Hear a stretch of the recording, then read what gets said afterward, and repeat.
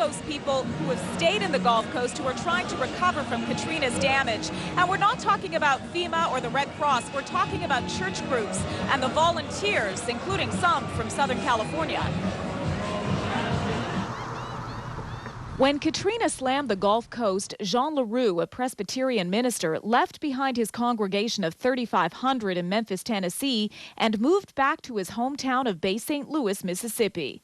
I think the thing that compels me is you see the brokenness and the hurt in people and realize that there is hurt everywhere, but there's a particular urgency to the hurt and the pain here that just, it draws me.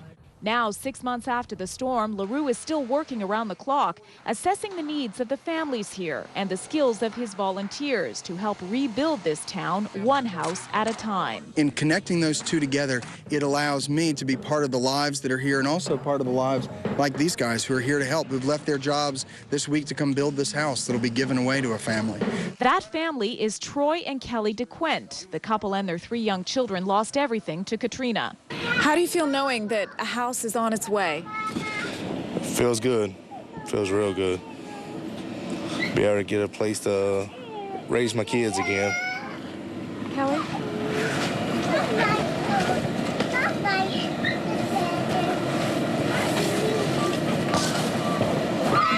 I'm excited.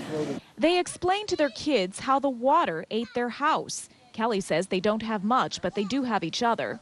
Why do you stay? This is my home. This is where my sister was buried. I can't leave.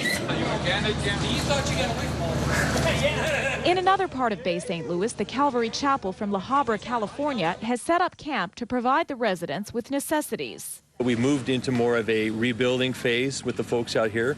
We're helping them to rebuild their homes.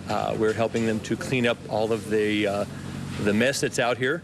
Everybody else has seemed to have forgotten about them. The Red Cross has left, the Salvation Army has left, and we can't leave because they still need help.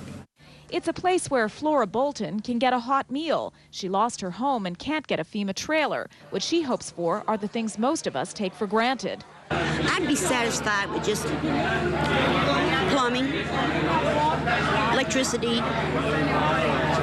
and the house closed in where I can use a heater. In a town that still lies in ruins, Jean Larroux says there is still a strong feeling of community that's held together by the church.